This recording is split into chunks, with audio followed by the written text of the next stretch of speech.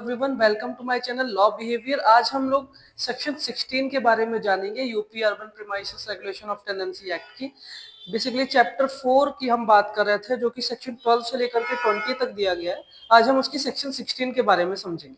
देखिए, सेक्शन 16 इस एक्ट की कहती है तो tenant to look after premises, मतलब ये बात करती है कि टेनेंट जो होगा, जो उसने लैंडलॉर्ड के द्वारा जो उसको प्रीमाइसेस लेट किया गया है, जब तक कि वो टेनेंसी सब्सिस्ट करेगी, मतलब कि जब तक कि वो टेनेंसी एग्जिस्ट कर रही होगी, टेनेंसी एग्रीमेंट एग्जिस्ट कर रहा होगा, वो एज अ टेनेंट उस प्रीमाइसेस पे रह रहा होगा, तो वो कोई भी इंटेंशनली या फिर नेग्लिजेंट एक्ट नहीं करेगा जिससे उस प्रीमाइसेस को डैमेज कॉज हो, या फिर वो किसी ऐसे पर्सन को भी अथॉरिटी नहीं देगा या फिर किसी ऐसे पर्सन को परमिशन भी नहीं देगा जो उस प्रीमाइसेस को डैमेजेस कॉज कर सकता हो।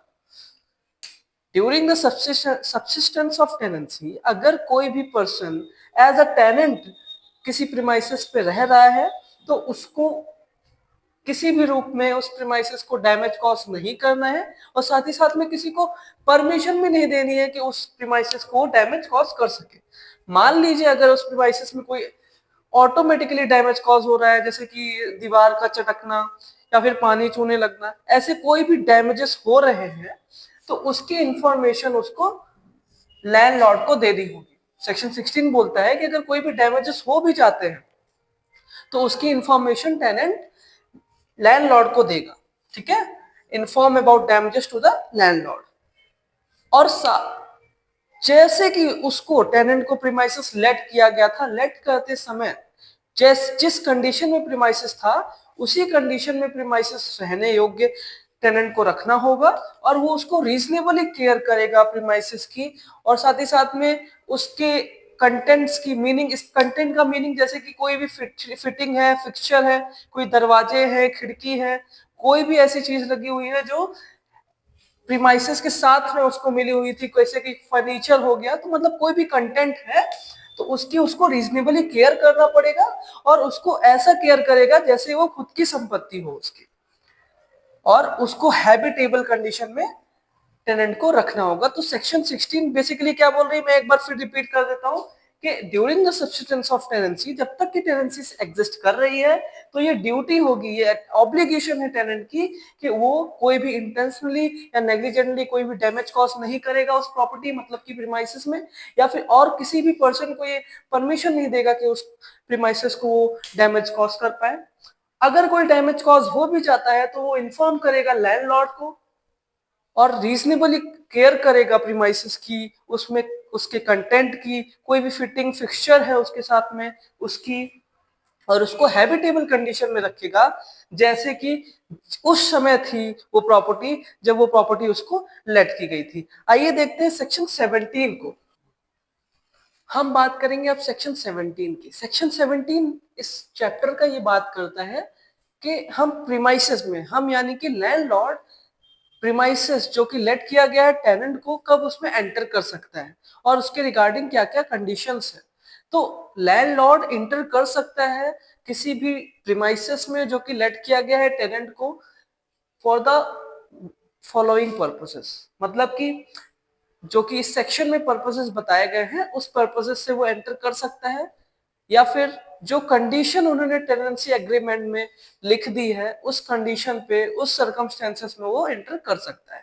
तो इसमें बेसिकली ये सेक्शन क्या कह रहा है कि अगर कोई भी रिपेयर कराना है उसको, कोई भी रिप्लेसमेंट कराना है, कोई भी वर्क डन कराना है उसको, वर्क कराना है उसको किसी भी प्रीमाइसेस में जो कि उसने लेट किया है, तो उस कारण से वो एंट्री ले सकता है उस प्रीमाइसेस में।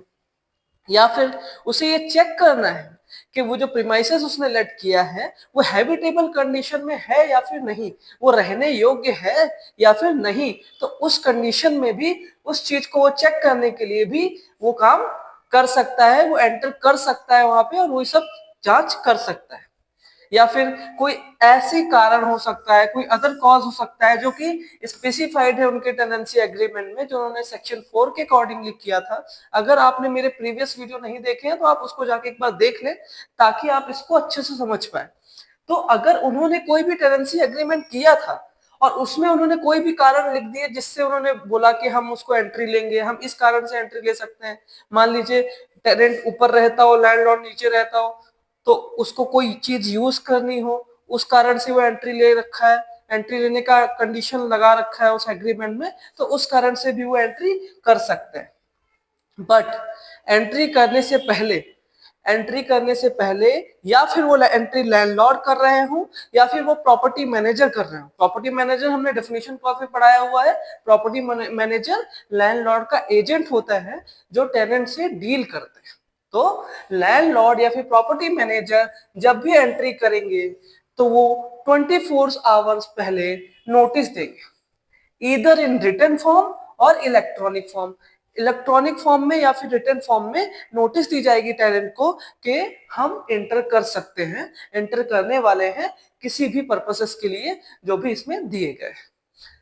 और 24 आवर्स की जो नोटिस होगी वो रिटन फॉर्म में भी हो सकती है या फिर इलेक्ट्रॉनिक फॉर्म में भी दी जा सकती है। नोटिस में क्या क्या दिया रहेगा? नोटिस में time and date for entry लिखा रहेगा। एक चीज याद रखिएगा कि कोई भी एंट्री लैंडलॉर्ड द्वारा रात के समय, यानी कि लॉ में रात के समय का मीनिंग सनराइज के पहले और सनसेट के बाद में वो एंट्री नहीं कर सकते। मतलब आपको जो टाइम पीरियड में एंट्री करना है वो सनराइज के बाद में ही करना है और सनसेट के पहले ही करना है, उसके बाद उसके अदरवाइज आप नहीं कर सकते। एक एक्सेप्शन बताया गया है इस सेक्शन में। हमने फोर्स मैज्योर के बारे में पढ़ा है। फोर्स मैज्योर ऐसी कोई situation like cyclone, war, flood, earthquake, ऐसी कोई भी कंडीशन आ सकती है, ऐसी कोई भी कंडीशन हो सकती है। तो अगर कोई भी इस तरह की इमरजेंसी सिचुएशन है तो उस इमरजेंसी सिचुएशन में ये सेक्शन किसी भी प्रकार का इफेक्ट नहीं डालती। इस इमरजेंसी सिचुएशन में जो लैंडलॉर्ड होंगे या फिर जो प्रॉपर्टी मैनेजर होंगे वो प्रॉपर्टी में एंटर कर सकते हैं। आइए हम लोग देखेंगे अब सेक्शन 18 को। सेक्शन 8 बात करता है प्रॉपर्टी मैनेजर की। हमने section 2 clause D definition clauses में सेक्शन 2 क्लॉज डी में देखा था प्रॉपर्टी मैनेजर के बारे में। प्रॉपर्टी मैनेजर बेसिकली एक एजेंट होता है लैंडलॉर्ड का। ये या तो कोई पर्सन हो सकता है या तो कोई एंटिटी हो सकती है जो लैंडलॉर्ड के बिहाफ में टेनेंट से डील करने के लिए अपॉइंट किया जाता है। हमने सेक्शन 2 क्लॉज डी में देखा था। मेंस के पर्पस से इसमें क्वेश्चन बनता है कि प्रॉपर्टी मैनेजर क्या है, उसके अपॉइंटमेंट पे क्या कंडीशंस फुलफिल करनी पड़ेगी, क्या रिक्वायरमेंट्स फॉलो करनी पड़ेगी और उनकी ड्यूटी क्या होती है, यानी कि प्रॉपर्टी मैनेजर की ड्यूटीज क्या क्या होती है। तो हमें सेक्शन 2 क्लॉज टी जो कि डेफिनेशन है सेक्शन 18 एंड सेक्शन 19 को एक्सप्लेन करना होता है। आइए देखते हैं सेक्शन 18 कहती क्या है। सेक्शन 18 बात करती है information as to property manager की। जब भी लैंडलॉर्ड अपॉइंट करेगा प्रॉपर्टी मैनेजर को, लैंडलॉर्ड इंगेज करेगा प्रॉपर्टी मैनेजर को, तो फिर वो इन्फॉर्म करेगा टेनेंट को। कुछ पर्टिकुलर्स इन्फॉर्म किए जाएंगे टेनेंट को regarding the property manager. Property manager का नाम क्या है ये इन्फॉर्म करना पड़ेगा।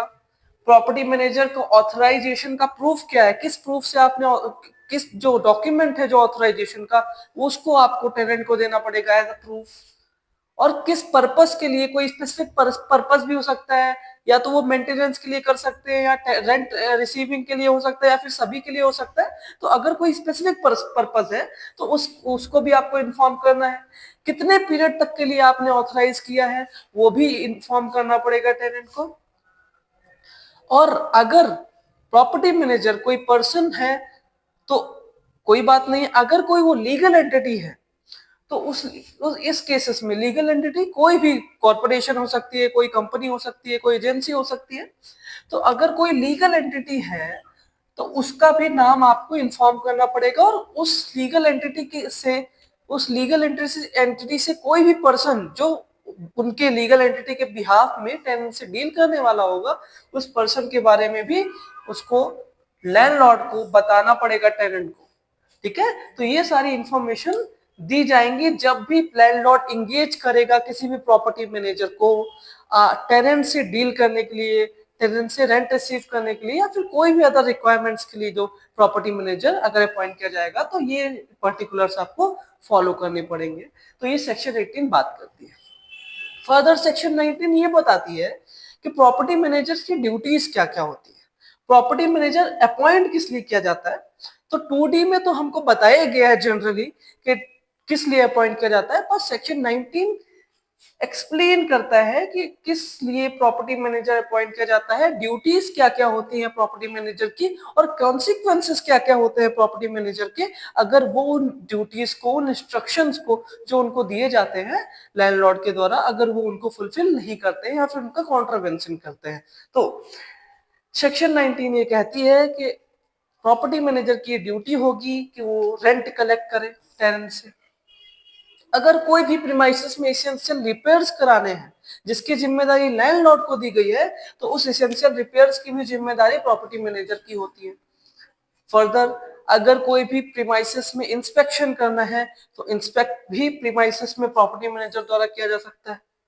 और कई पर्पसेस के लिए, किन्हीं पर्पसेस के लिए आपको नोटिस देनी पड़ेगी टेनेंट को।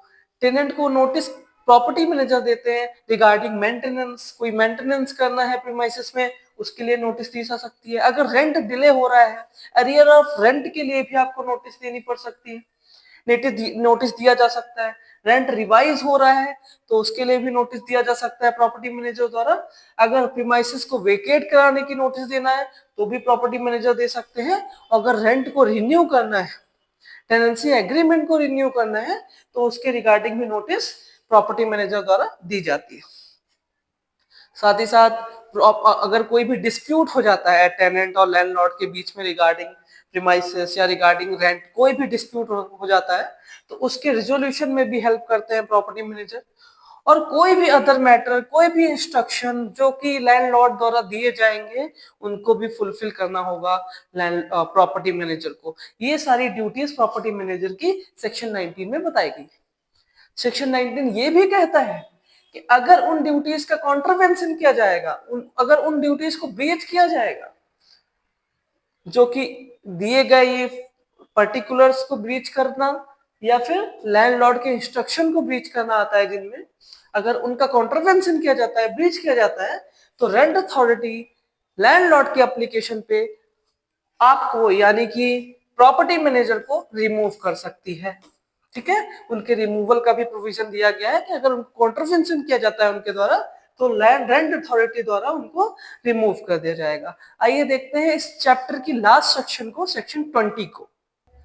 आइए देखते हैं सेक्शन 20 के बारे में। सेक्शन 20 इस चैप्टर का लास्ट सेक्शन है। इस चैप्टर में बेसिकली सेक्शन 12 से लेकर के 20 तक बताया गया है और ये बात करते हैं right and regulation, right and obligation of maintenance of premises of tenant और लैंडलॉर्ड के बारे में। सेक्शन 20 इस चैप्टर का लास्ट सेक्शन और बहुत ही इंपॉर्टेंट सेक्शन है। डायरेक्टली ये क्वेश्चन पूछा जा सकता है शॉर्ट नोट में। तो ये सेक्शन 20 बात कर रहा है withholding essential supply and services की।